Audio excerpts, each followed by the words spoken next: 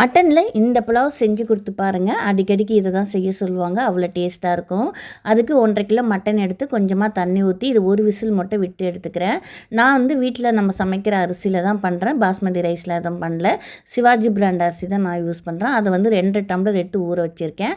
ஒரு தேங்காவை திருகி இப்போ பால் எடுத்து வச்சுக்கலாம். ஒரு 2.5 டம்ளருக்கு 5 டம்ளர் தண்ணி வேணும். ஸோ 3 டம்ளர் பாலும் 2 டம்ளர் கறி வேக வச்ச தண்ணியும் நான் எடுத்துக்கிறேன்.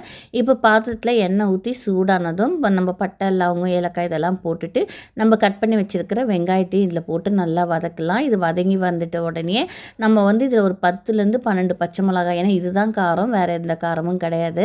அப்படியே புதினா, கொத்தமல்லி அதையும் போட்டு நல்லா வதக்கிட்டு அதுக்கப்புறமா 2 பெரிய ஸ்பூனில் இஞ்சி பூண்டு பேஸ்ட்டு போட்டு நல்லா பச்சை வாசனை போகும் வர வதக்குங்க. கூடவே உப்பையும் சேர்த்துக்குங்க. இது நல்லா பச்சை வாசனை போன பிறகு நம்ம கறி வேக வச்சு மட்டும் எடுத்து அதை ஃபஸ்ட்டு போட்டுடலாம். இந்த மசாலாலே ஒரு 5லேருந்து 10 நிமிஷம் நல்லா வேகட்டும். அதுக்கப்புறமா நம்ம பால் எடுத்து வச்சுருக்கோம் இல்லையா, தேங்காய் பால் 3 டம்ளர் அதையும் ஊற்றிட்டு அதுக்கப்புறம் கறி வேக வச்ச தண்ணி அதுவும் 2 டம்ளர் அதையும் ஊற்றிட்டு இதில் நல்லா கலந்து விட்டுடலாம். இது கலந்து விட்டுட்டு ஒரு மூடி போட்டு வச்சிடலாம். இப்போ இது ஒரு 2-3 நிமிஷம் இடத்துல கொதிக்க ஆரம்பிச்சிடும்.